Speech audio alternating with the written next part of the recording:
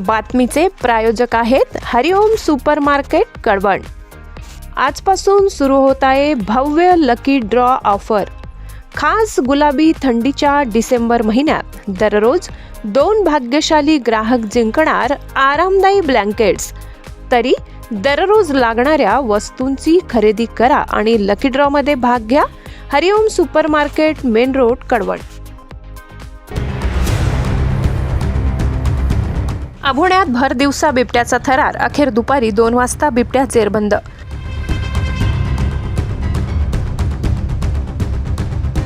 अभोणा शहरात भर दुपारी बिबट्या दिसल्याने एकच खळबळ उडाली। संताजी चौक अभोणा मेन बाजारपेठेजवळील महालक्ष्मी किराणा दुकानाचे प्रसिद्ध व्यापारी राजेंद्र वेढणे यांच्या घराच्या मागील अडगडीच्या जागेत हा बिबट्या दबा धरून बसलेला आढळून आला।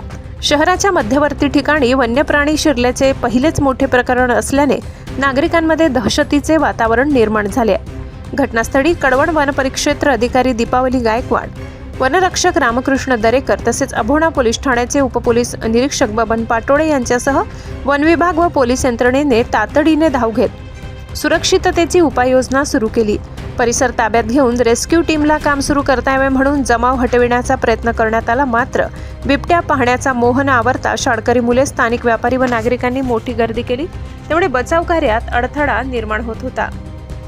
या परिसराला लागून असलेले गिरणा नदीचे पात्र, गोसरणे तसेच बारडे शिवार हे डोंगराळ व झाडीने व्यापलेले असल्यामुळे येथे अनेक वर्षापासून बिबट्याचे प्रमाण अधिक असल्याची माहिती स्थानिकांनी दिली, परंतु शहराच्या मध्यभागी भर दिवसा पहिल्यांदाच बिबट्या शिरल्याने भीतीचे वातावरण निर्माण झाले।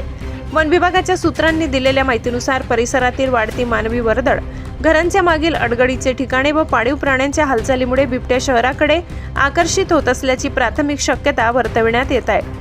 बिबट्याला कोणताही त्रास न होता सुरक्षितरित्या पकडण्यासाठी पिंजरा आणि आवश्यक साधनांसह तज्ञ रेस्क्यू टीम घटनास्थळी पोहोचली होती।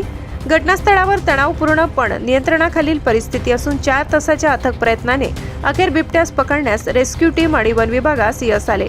दुपारी 2 वाजेच्या सुमारास कळवण वन विभागाने बिबट्या सुरक्षितपणे ताब्यात घेतले। मराठी केसरी न्यूज नेटवर्क, अभोणा। दिवसभरातील ताज्या घडामोडी बघण्यासाठी आजच मराठी केसरी न्यूजला लाईक, शेअर आणि सबस्क्राईब करा।